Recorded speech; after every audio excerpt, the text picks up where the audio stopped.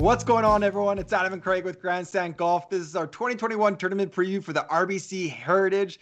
Craig, this is our quick hitting format show to give you a kind of sneak peek at the preview or the tournament ahead. So just, some quick hitters here right off the bat. We know the RBC Heritage was the second event that came back after that kind of COVID-19 break.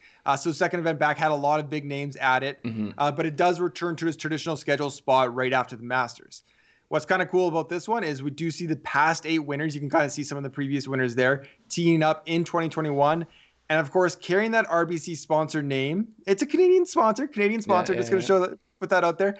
We do get, the RBC guys coming here. So that's DJ, Webb, Connors, Brent Snedeker, Graham McDowell, those kind of guys. Kuchar. Is maybe Cantlay one? I don't know if Cantlay is. He's in the field. Yeah. But I don't know if he's an RBC guy. So previous winners. Webb Simpson went out, got the scoring record at -22 last year. CT Pan, Satoshi Kodaira, Wesley Bryan, Brandon Grace, Jim Furyk, Matt Kuchar. Screams kind of the accuracy ball striker to me. Yeah. Keeping control of your golf ball. I think it seems like it's going to be important this week. Yeah, exactly. So looking at the course, we are at Harbour Town Golf Links. Craig, I don't know if you noticed, but I tried to dress up like the lighthouse at Harbour Town. Oh, I hope that is. I did not notice. I would have gone with like a Where's Waldo shirt, but I like it. I don't have that handy. This is the closest I can get. Gotcha. So we're in Hilton Head, South Carolina, just a little bit away from Augusta, Georgia. Opened in 1967. It's been a PGA Tournament host since 1969. Of course, sponsors in and out of that, but it is designed by Pete Dye and Jack Nicklaus. You can see the mounds to the right of that green there. That is kind of Pete Dye. It's going to be hilly. It's going to have different angles, and it requires accuracy, like we said before. But it's not long. It is not long at all. It's par 71, 7,100 yards. Yeah, it's definitely a course that protects itself more where you need to be accurate off the tee. You don't need to be as long. You need to keep control of your golf ball and, not put yourself in bad spots. Yeah, exactly. And of course, you can see it is along kind of the ocean there. It's Hilton Head Island, so wind could play a factor as well. Yeah.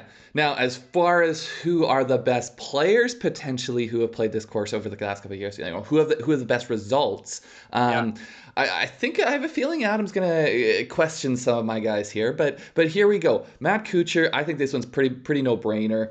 He's got 3 top 5s in his last 7 starts. That's including a first in 2014, a runner-up in 2019. I think he plays this course well. I don't think there's a whole lot of controversy with either him or with Webb Simpson. Webb was last year's winner, 2020 scoring record, as you said.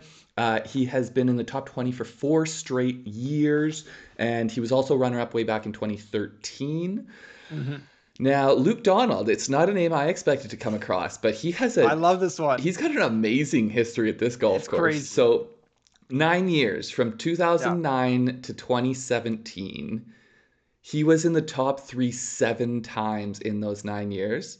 Yeah. And he didn't have a win. So he was either second or third 7 times in 9 years without a win here. So and it's been recent history. Like, you kind of forget about Luke Donald, and once a year he pops back up at the RBC Heritage. Yeah, now he has missed a couple cuts over the last 3 years, but he also, he was 33rd here, I think, in 2019. So he's definitely someone who I expect to overachieve compared to what he's done recently. Patrick Cantlay, so this one is a much shorter history. He only has 3 starts, but they're pretty darn good, so I had to include him here. He's got 3 starts from 2017 to 2019. They're all top 10s. He was 3rd twice, 2017 and 2019. So to me, I think he's got a good feel for the course. Probably the highest pedigree to right now player on this list. Last one here, Ian Poulter. So, he has played here a lot, but really it's the last 6 starts that I'm looking at most heavily. He's been, the last 6 starts, he's got 5 top 20s in those years. So that's all the years since 2015. He seems to just be playing very consistently, very well here. Yeah, there's a Golf Hall of Famer that got made fun of for his goofy backswing decades ago coming on PGA Tour, who has a couple of wins here that I think is kind of getting disrespected on this list, Jim Furyk. Yeah. I hear you. Jim Furyk is probably a hard one to leave off the list, but looking for horses for courses, there's a little bit of like projecting that upon this year, and so what I don't like to see. So really, what that means is the recent history starts to become a bit more important than, say, the mid 2000, Sure. 2005, 2006. And his last 5 tournaments, Furyk's gone, well, he didn't play after he Yeah. won in 2015, but then he's gone cut, 70th place, cut, cut. So it's just hard to really like him too much as a horse for course. For the last 4 times Yeah. he's shown up, he hasn't really done a whole lot. Yeah, I like it. You're waiting kind of the more recent history a little bit more. But hey, if you think someone's left off the list, including Furyk, let us know in the comments below. Give it to Craig. Yeah, Hand it to yeah. him. Oh, I'm ready for it. I'll take it. Okay, so who is coming in hot? Who is the best recent form for them? Craig, we're recording this before round 4 of the Masters, so this might look a little goofy if we're watching Monday, Tuesday, and something crazy happens. But number 1 on the list is Will Zalatoris. And prior to the Masters, he has top 25s in 6 of his last 7 stroke play events. So I left out the Dell match play. It's a little bit goofy. Left out the Dell match play. Top 25s in 6 of his last 7. And obviously destroying at Augusta right now. D2 heading into Sunday. Who knows what happens, but that is Who knows? great. Maybe he won't be playing next week. If he's got a green jacket, he's got to find room in his closet floor. Yeah, exactly. He's got exemptions now. He got the green jacket. Yeah. Number 2, Charley Hoffman. He had that solo second of the Valero Texas Open, taking Jordan Spieth to 72 holes, making it thrilling down the stretch. But not just that. In his last 6 starts, he has 4 top 20s. So pretty consistently getting into the top 20, including that big finish at Valero Texas. Chris Kirk is number 3. He's coming off at 6 at the Valero Texas, and in his last 5 starts, he has 4 top 25s. Yeah, he's just been super consistent through, maybe the start of the calendar year especially.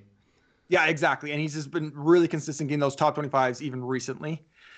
Number 4, another guy playing at the Masters, Matt Fitzpatrick. He's kind of middling in the Masters right now, made the cut. He's doing okay. But in his last 6 events prior to the Masters was top 20 in all of them. Top 20 in his last 6, and that's 3 top 10s. He does have that win right at the end of the last year in Europe, so he's coming in really, really hot. Yeah, that's why he was one of my mid-range picks in the Masters, and unfortunately he hasn't quite got it done how we'd hoped, but still Sunday. Someone who seems like he could be a good fit here. Got to do a little bit more research, but he seems to have the mold of previous winners. I don't know.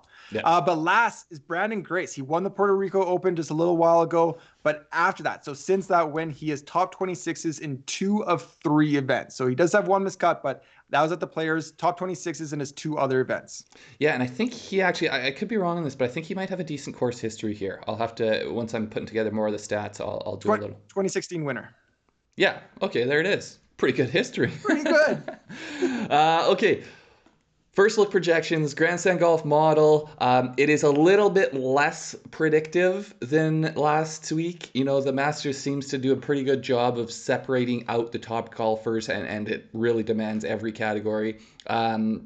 This one, everything is still important here. There's no thing. Sometimes you see like around the green play isn't as important and putting is much more important. But everything seems to be pretty important here. So with that said, Bryson DeChambeau is at the top here. Surprised me a little bit just because it's not really known as driver course, but I think we do underrate how good his putter is and how good, a lot of his game is aside from his driving. But then Webb Simpson, expect to see him up there. Will Zalatoris, someone our model has liked for quite a while. We are starting to get more and more of a sample size on Will Zalatoris, and he seems to still be sticking around up there. So not a surprise, but interesting to see. Patrick Cantlay. I mean, I just really think things are looking good for him this week. I think it's a shame I've used my one and done on him already, because it would be one I would be looking at quite seriously. And then lastly, Matt Fitzpatrick. So someone who is playing well of recent, comes in with good form, and the model likes how he fits at this course as well. So interesting person to look at. A couple of names that we've seen on a few lists. I mean, it makes sense. A couple guys sticking out here for sure. So I'm going to put you on the spot. You are the model creator, the model maker. The Masters doesn't use stroke gain data, so that's not going to influence the model after Sunday, correct? So the model will stay the same kind of pre-Masters. I don't think it will. It depends. I think the PGA might take strokes gain total numbers from the Masters, but I'm not positive. I think these might stay the same going into the week. It might stay the same. So maybe Cantlay, miscut. Keep that in mind. But we'll see. We'll see. So that leads us to the most interesting man in the field. And Craig, I was kind of fishing a little bit here, and I ultimately ended up on Wesley Bryan. So as we said earlier, former winner here at the RBC Heritage in 2017, not too recent history, But what's happened? Okay, well, first off, he's South Carolina boy. He was born here. He went to the University of South Carolina. I think he does reside in Georgia now, but still not far. A traitor to his people. I know. How dare he? But here's what's kind of interesting since his 2017 win is he had major shoulder injury in 2018, got surgery in 2019. So he's playing on his major medical extension.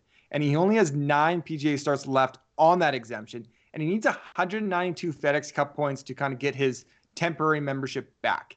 So what does that exactly mean? Something we saw with Chris Kirk earlier in this year. It's something that I think is a very interesting narrative to follow always. And especially when you get into the last 5, but I thought last 9 is still putting the pressure on, especially this is probably where he thinks he can pick up the most points as a former winner here. He's like, I got to get my work done at this course.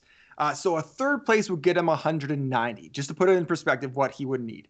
A 10th only gets you 75, and a 20th gets you 45. So even if like half his tournaments from here on out, he is top 20, that's still not enough. He needs to pop. Yeah, he needs to get up into a top 5 type thing. Yeah, so look out for that. That's definitely a narrative to keep watching over kind of the spring and summer for Wes Bryan. And I think this is where he thinks he has the best opportunity to get those points. Yep, I like it. I think, it's always interesting trying to find these stories of things that matter. Wesley Bryan, this is his future career that is on the line. Yeah. I'll be pulling for him. It's interesting because he's shown us some flashes since he's been back this year, over the last kind of year and a half maybe, or since the COVID restart. But he's shown flashes of really good play. It's just a matter of he kind of needs to put it together for a whole tournament here. Yeah, very hot and cold. And yeah, we get a lot of like the top 10 storylines, but all of these 100+ golfers have interesting storylines. And they all have things they're playing for. Yeah, exactly. Okay, so last week we got it kind of right with the Masters. It was a peek into we might have delays here. Yeah. So our way too early weather forecast for Hilton Head looks pretty good. The wind actually looks pretty down, but it's the showers late in the weekend. Yeah, it doesn't look like huge probabilities, but if that comes, it's definitely going to soften up the course and make it play pretty easy, you would think. That -22, there's big names here. We got DJ, we got Cantlay, we got Webb. That -22, could be threatened. I don't know. Yeah. That is our tournament preview. Thank you, everybody, for watching. Make sure to like the video and subscribe to our channel if you like our content. We'll have DFS content coming up for the rest of the week. Thank you so much for watching. Take care. Yeah, I don't think we're going to be doing an A to Z for the RBC Heritage, but we will have other videos coming. Keep an eye out for them. Thanks a lot, guys. Take care.